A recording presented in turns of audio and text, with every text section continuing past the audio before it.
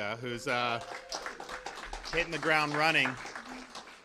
And I know that there's a lot that he's got on his plate, and we previewed a little bit of that yesterday when he did his official swearing in. But one of the things that we've worked hard on this year has been this idea of DOGEing all areas of government. And that obviously started with the Trump administration, President Elon Musk, and really looking at the federal government. Obviously, we know there's a lot of problems with how the federal government operates. But we looked in Florida and said, you know, even though we have the second lowest spending per capita in the country, even though we've paid down record amounts of outstanding state debt just since I've been governor, even though we're cutting taxes, we're doing all this, we have the lowest number of state workers per capita of any state in the country. We want to look at ourselves at the state level, and particularly at our universities. And so we did an executive order ordering all the agency heads to start using some of this artificial intelligence, because they're supposed to do reviews of what's going on, contracts, all this stuff. But let's harness artificial intelligence, some of these things, to look at our own agencies, but then also at these universities. And the universities get a lot of money. I think there was a view of universities that somehow they're entitled to just do what they want. And I've said, no, actually the taxpayers fund your universities, and so you got to pursue a mission that's consistent with the goals of the state of Florida. And so we've done things like eliminate DE&I. We've done things that are trying to focus the universities on their core mission. So there's mission creep there, and then we're going through all that. But then we also said we need to look at state and local governments. Now, I didn't have authority per se to just demand everything. I do have some constitutional authority that we exercised, but we also work with the legislature to get some concrete DOGE authority for the state of Florida vis-a-vis state and local governmental entities. And then the chief financial officer has longstanding authority to conduct oversight and audits of government institutions that receive state funding, which is almost basically every institution in Florida receives some form of state funding. So we are pleased to really get the ground running now. I mean, the budget was signed at the end of June, took effect July 1st. We've been doing some planning on this. Obviously, Blaze I put Blaze in to be the CFO because there was a vacancy there, and so now it's off to the races. Now, I think there's problems in local governments. Some local governments have done a good job. I mean, I think we have a big, diverse state, and it's not necessarily like this part of the state is all bad, this part of the state's all good. It's really a mix. And I've had a lot of complaints from folks down here in South Florida vis-a-vis some of the governments, but we've also had complaints in Northwest Florida and in other parts. And so it's important to just put all this in perspective. But I will say this, if you look at the state of Florida, if you go back 15 years, the average Floridian was $1,200 per, if you took the state debt, you would be about $1,200 that you would owe as a Floridian. We've now driven that down to under $500 per Floridian. So the total state debt of all of Florida's history, if they somehow just said, you got to write a check, we got to pay it off tomorrow, you'd pay somewhere around $400. Now, if they told you from the federal government, and they told you you had to write a check for your share of the federal debt as an American citizen, you'd have to write a check for like $106,000. And so it's way different. Our debt is declining. The budget I signed, and I did about $600 million in line item vetoes to get it in line with my proposed spending levels from my governor's recs. But we spent less last fiscal year than the year before, and we're spending less this fiscal year than we did in the fiscal year that just elapsed at the end of June. There's not a lot of states that can say that they're actually doing that. Obviously, the federal government hasn't cut spending. So we're in a good position as a state, but we always want to do better. So we've started with state, and we're going to continue to do that. But we also now have the ability to bring this into the state and local level. And so I did do an executive order with the authority that we had. There were some things that people had to do There was some stuff before the legislature acted that was more voluntary. Some local governments took us up on that offer. Other local governments did not take us up on that offer, as you might imagine. And so there was a disagreement amongst some. You had some commissions would vote, and it'd be a divided vote, and sometimes they would comply, sometimes they wouldn't. You know, my view would be you should be proud of what you're doing and proud of your budgeting and your spending, that you should welcome this stuff to be able to trumpet that to your constituency. But that wasn't true for everybody. And so, you know, we are here today with our new CFO, Blaise Ngolia, that we are going to start doing on-site DOGE inspections and audits of local and of county and municipal governments. So beginning on July 31st, our teams are composed of auditors and other skilled staff that are drawn from various state agencies.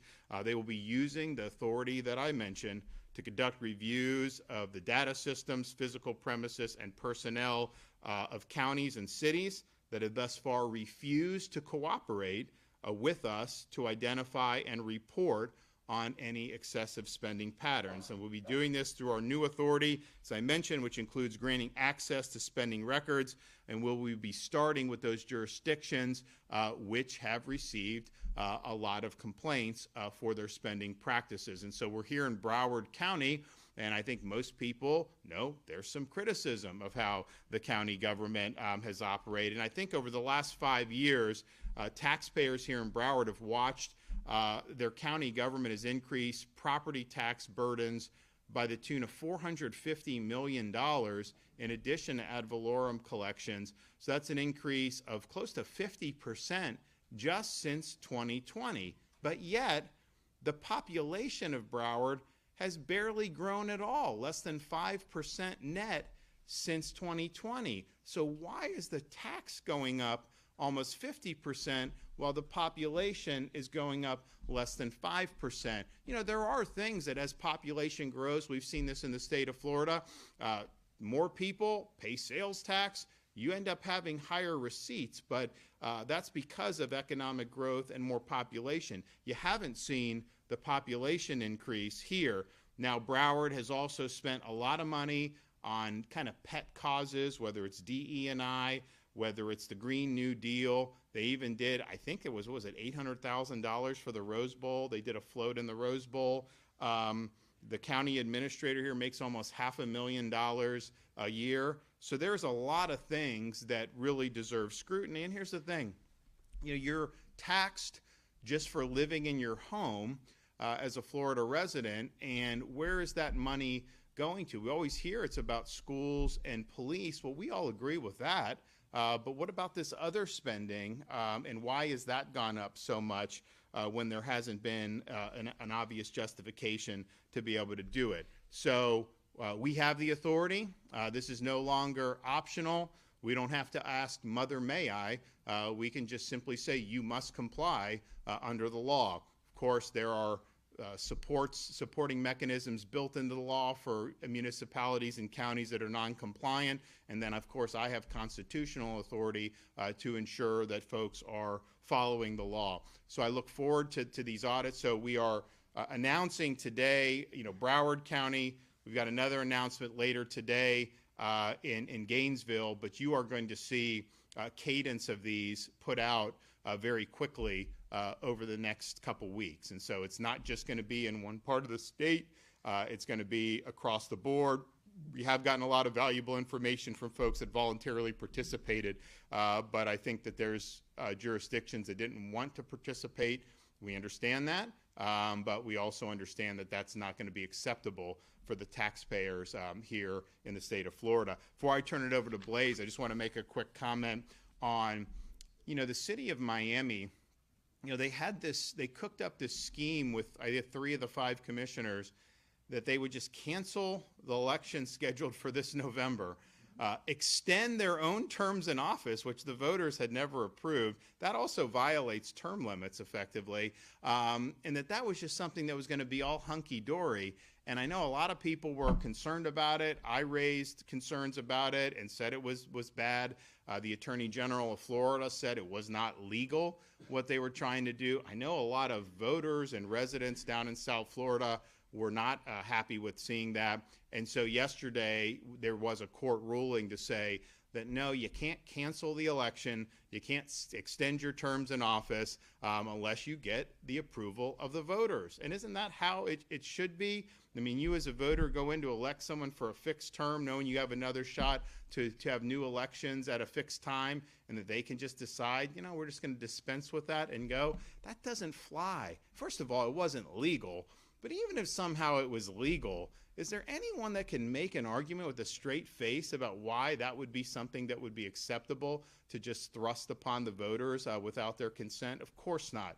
So we were very much pleased to see that court ruling. I anticipated that court ruling because I think that what they were trying to do just ran afoul of not just the law, but basic common sense and principles of fairness. And so I hope that they'll be able to conduct a free and fair election this November.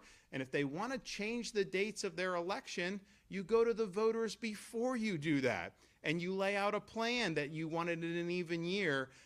You don't just say, you know, we're just going to stay in office a little bit longer, and regardless of what the voters think. So I appreciate those who were involved in that litigation, and I think it was the right decision. Okay, you know, we got our fearless fiscal warrior, Blaise Ngolia. Come on up.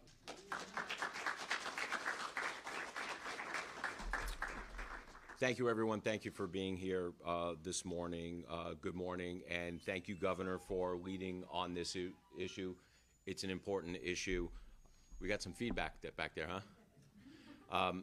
So I want to thank you. There is a new era of accountability in the state of Florida when it comes to fiscal spending. I will tell you that I cut my teeth years ago calling out local wasteful spending. What I've seen that local governments usually have the most egregious patterns of spending money on stuff that, quite frankly, if the voters knew and we shone a light on it, they would probably disagree with. Broward County, unfortunately, is probably, in my mind, one of the worst offenders when it comes to spending. And the reason being is that because the county is full, there's a lot of people here, so there's not much in terms of population growth. One of the metrics we should use when it comes to spending is what was your budget before? If you add inflation and population growth, what should it be? And then what is it actually depending upon your current budget? Well, if you don't have population growth, you can't use the argument that we have that many more people.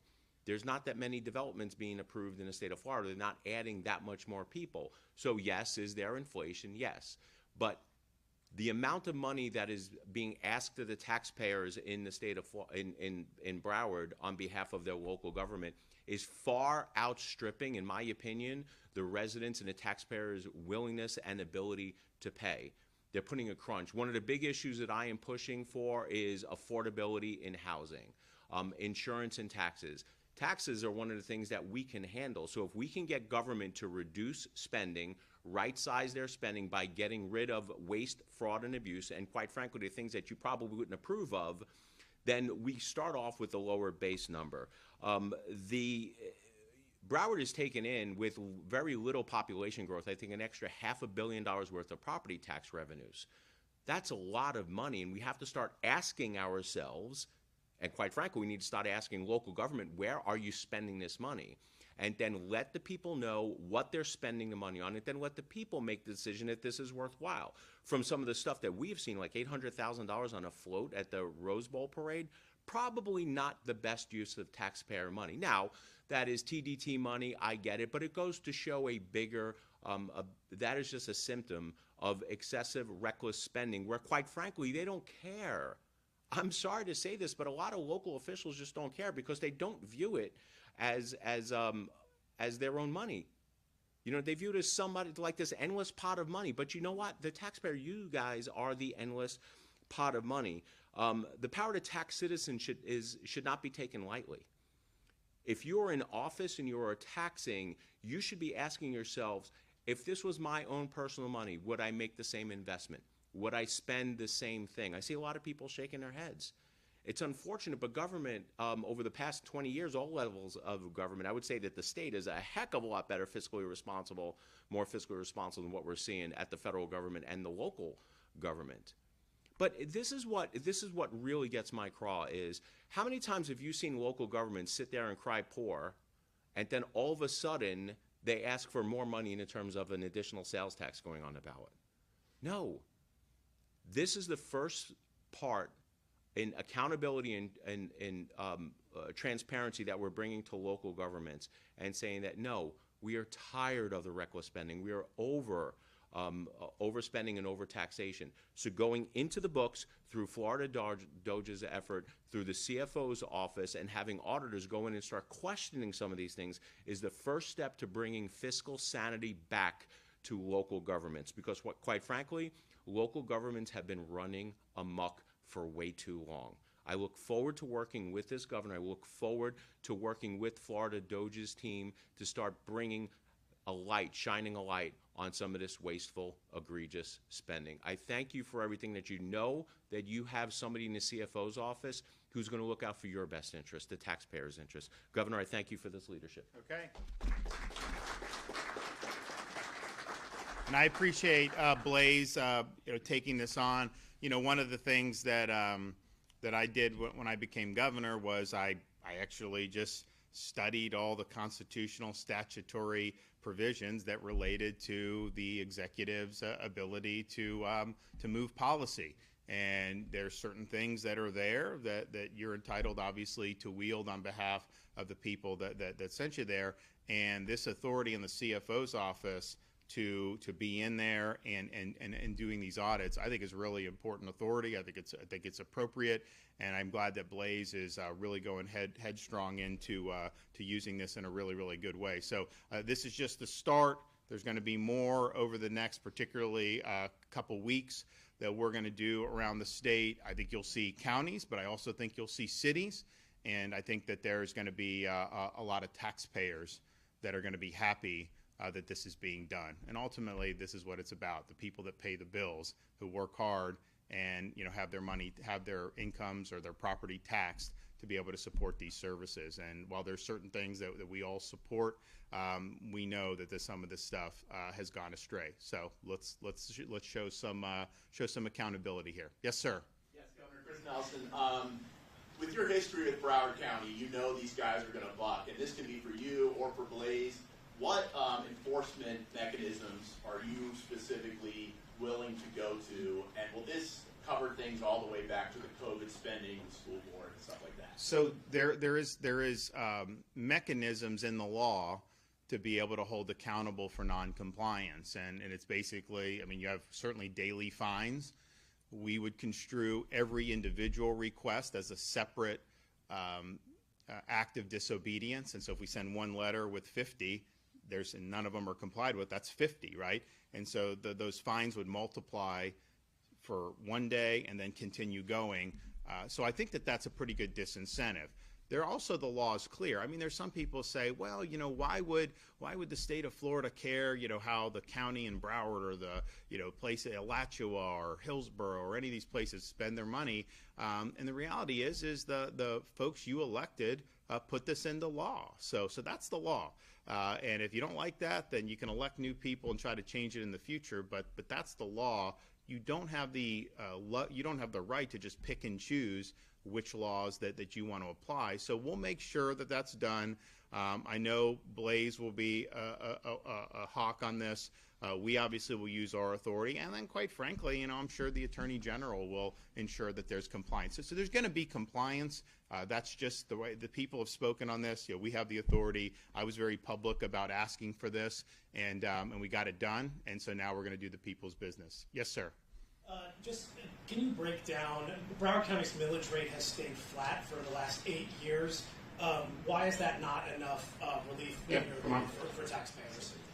Also, you mentioned a small change in percentage of population growth, but it's like 100,000, somewhere in 100,000 people a year moving to Broward County. So a couple answers. First, I want to answer Chris's question in terms of, as a legislator, I get appropriation requests all the time, right? Now, I get it from my counties where they say that I previously represented Pasco, Hernando, Citrus, and Sumter counties, and now we get appropriation requests and asking for money. And the first thing I ask myself is, do they need the money? What is the money being expended for? But I think the question we need to ask is, the counties who are requesting the money actually spending the money that they have wisely? And what will frustrate me is when I see a county egregiously spending, not being good stewards of the taxpayer dollars, and then all of a sudden put in appropriation requests. So to answer your question in terms of accountability, I think that if a county, municipality, city, any government entity is putting in an appropriation request because they want more money, and we have proven through Florida DOGE efforts, through the audits through the CFO's office, that they are wasting the money that they have right now, they shouldn't be allowed to ask for any more money.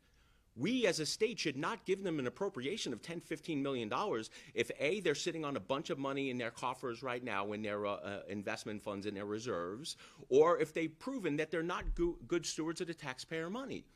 If you need money for something and you don't have money, then that is a difference than if you have the money and you're wasting the money and then you're asking the money. We're not going to pour good money after bad. And to your point about the millage rate theoretically should be going down in those issues, not remaining flat. Remaining flat with the increase in the property taxes yields a lot more money, $450 million, almost $500 million more. If you look at some of the places in the state that have the highest property values, and I'm thinking Monroe County right now, over the years, the maximum allowed millage rate you can have per section in your trim notices is 10, right? I think there are some exceptions for small counties to pierce that. But if you're at 10 and property values go up, if you want to keep the same revenue, the millage rate should be going down, not staying the same. So when your county comes out and says, well, you know, our millage rate has stayed the same, that's a tax increase in this scenario. It's not a tax decrease. It's not even taking in the same amount of revenue.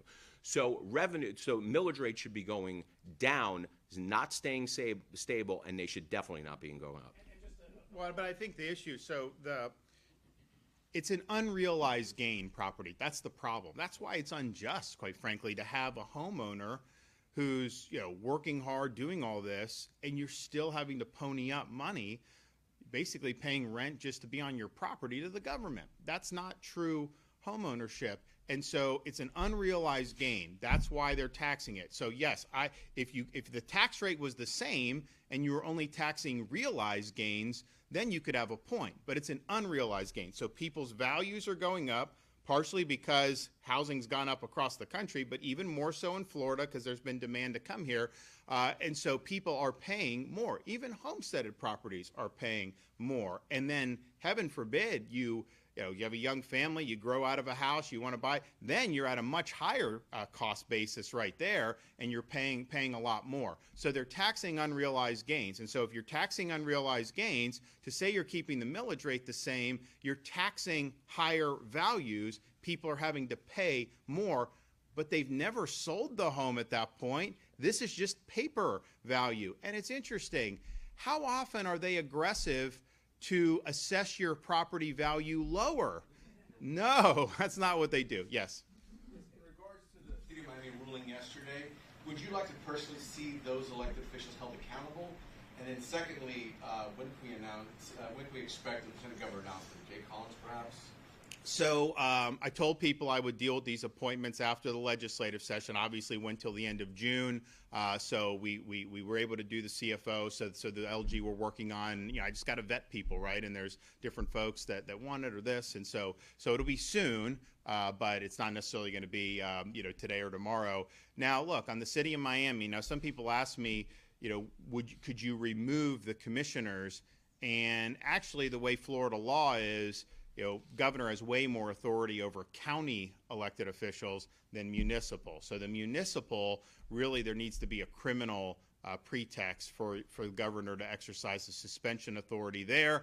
Now, why they did this. Was there something behind the scene? I don't know. I mean, obviously it's a shady thing, right?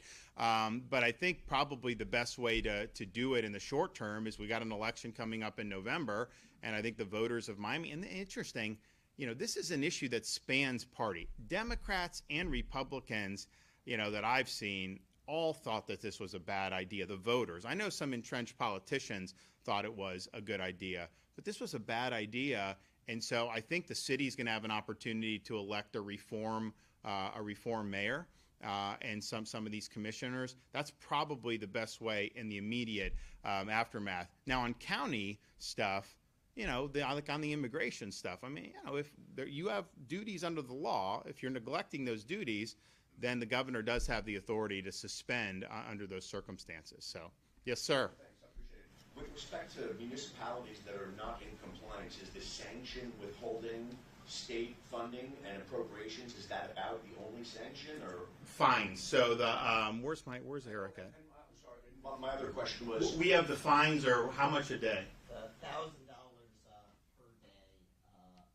For each line item. So, so for example, if we send a letter to a city and say, provide us information on these 100 things, and they don't do it, then each individual item would be a daily fine of $1,000. So that'd be $100,000 a day for 100 items, and that obviously multiplies very quickly. Yes, the appropriations process, I think, is a separate one. I think Blaze makes a great point. His authority obviously is triggered by the receipt of state funds, and so if you have a county that doesn't receive any state funds, which I don't think any county in Florida receives no state funds, then you would be immune from the CFO's oversight. So I think there's going to be both. And then I think clearly if it came to something where you just had a neglect of obvious duties in some of these positions, to the extent governor's constitutional authority is implicated, you would have the ability to do that. So I'm confident that the enforcement is going to be adequate. And here's the thing, people say, fine, just comply, we'll do it. I would love for some of the areas where people have told us, hey, you got to audit here, I would love for those to come back passing with flying colors. I mean, that'd be good for taxpayers if that happened. cities are both meeting appropriate state funding and the fine. That's the Right, exactly. Yeah, I think so. One quick question on alligator opportunity. Sure. Lawyers are not able to see their clients out there. What do you think, being a lawyer yourself and a JAG lawyer? What are your Well, thoughts on that? I first of all, I don't know. Here's what I think is happening. You have some of these, and a lot of these are criminal aliens, and they will make claims, and then the media is kind of running with it.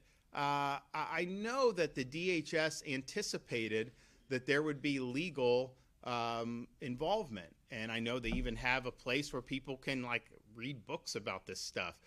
So that was all being contemplated. Now, I haven't been down there since the president was there. I may go back down very soon, but it's odd that they're going in there. I mean, you have these representatives. I mean, first of all, they're just trying to get some notoriety.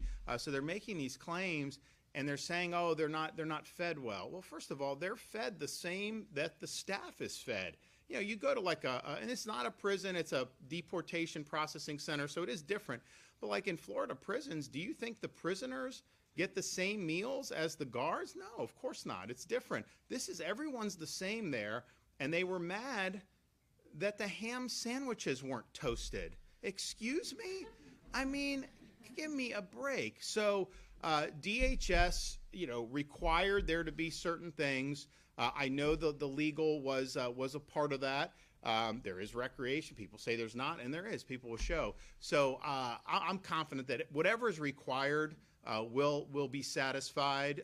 I know that there's an effort to try to put whatever narratives out there that you can, but I'm confident that they'll get the job done. But here's the thing. Ultimately, the goal is you need a place that you can process and deport efficiently.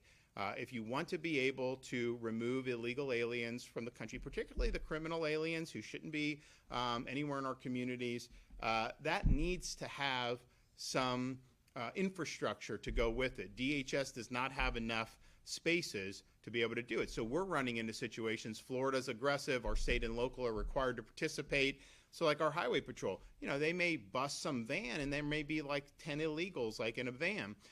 they can bring to ICE, but if ICE doesn't have room for them, then ICE basically just either has to release them or hope that you can put somebody in a state, a county or a city facility.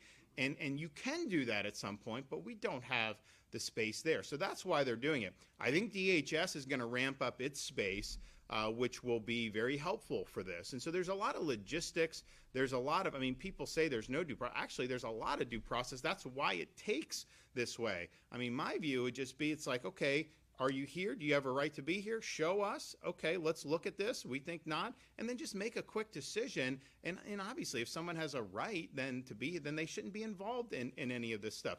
I would also note this. When you go into Alligator Alcatraz as an illegal, the first thing DHS does is they give you a brochure and they tell you, you don't have to come here. You can get, at federal expense, all expenses paid flight back to your home country. No questions asked. Now, obviously, they'll escort you to make sure you're getting on the plane. They check to make sure you land. But they are offering that for every single one of these folks who end up being brought there. So nobody has to go there if they don't want. They do have the ability to take the DHS up on their offer and go back to their home country. I don't see that mentioned as much, but that is definitely part of it, and it makes sense financially because whatever the cost of the ticket is going to be less than going through a more lengthy process and then end up flying people out at like a military or DHS aircraft. So, yes, sir. Back to the audit really fast. You mentioned that you're starting with the counties that haven't voluntarily agreed to be part of the auditing. Do you know off the top of your head where the other South Florida counties stand, Miami-Dade, Monroe, Palm Beach? So, Miami-Dade, we have had some cooperation. I guess you'd say some cooperation with, I know we work with one of the commissioners, Eric. Would that be, I don't think they fully got on board, but we do have some of the commissioners are helping on that. So I would say that they've been better than some, but not good enough. And so I think it's very possible that you see an announcement on Miami-Dade within the next couple weeks. I think it's also possible that you could see an announcement on Palm Beach. And then there's also municipalities in South Florida as well. We're going to do another announcement later today, and then through the balance of this week and next, there'll be more that are going to be doing. But I think it's going to be, certainly going to be, probably 10 to 15 counties, municipalities split that are going to get the on-site DOGE inspections. Has Broward completely been not cooperative? How would you characterize? Well, so it's interesting. I guess they did submit something late yesterday, correct? They responded to our most recent information request. They have not passed a resolution announcing that they are a cooperating jurisdiction or a resolution of support for the DOGE effort as over 75 other jurisdictions across the state. So Eric Soskin is our DOGE head for the state governor's office, and so he's doing so yeah, they haven't done the compliance that we obviously hope for. They did submit an answer, I think, close of business yesterday on that. Now we had already decided that this was going to be something that we were going to do going forward. So. You mentioned there's a lot of complaints into how Broward County is spending. Do you know who those complaints are from? How many? Taxpayers, yeah. I mean, I think taxpayers. When we started announcing DOGE. We got a lot of incoming on, a handful. I mean, I'd say Broward was one people talked about. I'd say Gainesville and Alachua were big. I would say Hillsborough. I would say Manatee. I would say there's some Northeast Florida. So, and then there's some agencies within county governments in particular. There's a couple sheriff's departments across the state that people have had concerns about. And then it's also just, we're looking at, you've had basically modest population, but big increases in spending. And that's the thing. You do have to look at population growth and the fact that we did have inflation. So it's like if you look at the state of Florida, if you go back to 2019 pre-COVID, we were spending in the between 90 and $100 billion for our state budget. The budget I just signed, although it's been a reduction 2 years in a row, was I think about $117 billion all in when you include everything. Now, if you adjust for the population growth we've had, which has been significant, and inflation, that's definitely not a net spending increase given that, because inflation's been 20-25% since COVID. in our population, we went from, when I got elected governor, I think we were 21.5 million. You know, we're close to 23.5 million now. I mean, so we've had a net increase in population of 1.5 to 2 million residents. And so when you account for that, and how does that matter? It's like, so with roads, you know, I've had to put more money into roads. And do that to accelerate because, you know, we have growth and you have traffic problems. It's harder in South Florida because so much is built out. Most of the other parts of the state, you have an ability to do some things, widen lanes, do things that will relieve. So if you look at like what we've done on I-4, the I-4 project in Orlando until about you get to Disney, you know, that's made a big difference. Now we've done a temporary lane from Disney into Polk County. That's increased the flow dramatically. That's going to be a permanent fix. We're going to have lane exposure. So like we have to do those things. We have to build new schools, right? When the population warrants it, and you have too many in one, you gotta do that. So those are things that just kind of happen. But I think what the state of Florida has done a good job of doing is not saddling taxpayers with recurring ballooning expenses. Move Florida Forward was like, you know, one shot. We did a $7-8 billion infusion. And it's gonna make a huge difference, and then we'll move on. If you look at some of the things we've done in environment, I just announced a big agreement with the Army Corps. They're going to delegate us authority to move some of these Everglades projects faster that the federal government was responsible for, and we can do it faster. So we're now going to do it. That whole enterprise south of Lake Okeechobee is going to be done 5 years, where it was currently scheduled. And so that's a huge thing. But, you know, my goal is you know, we opened the C-43 reservoir on the western side of Lake Okeechobee. You know, we put a lot of money into that. That's good. And there's obviously upkeep. But when you get the infrastructure in place, you do the water flow, you will be able to spend less in the future. I really believe that. So these are things that just you go. But I'd say from the state's perspective, we always want to do better. But I don't think there's any state in the country that can say they've cut spending on net the last 3 years, which is what we've done, and so I think that's a good thing. So, all right, Sheriff's office or just offices under the county commission? I think that's all fair game. I think when you're talking about property tax revenue, where does that go? I mean, the thing that people say is that that's the schools and the law enforcement, and I think I've been a big supporter of law enforcement, obviously, and I think that, you know, we have the best sheriffs in the country in the state of Florida, but I would not say all 67 departments, you know, are run great. I would say most of them are run well, but I would say that there are some that need to be looked at, and I think this could be one here, and I also think there's a couple others that have been brought to mind about where you would look to do. So stay tuned on all that. All right, we'll be back soon, guys. Thank you.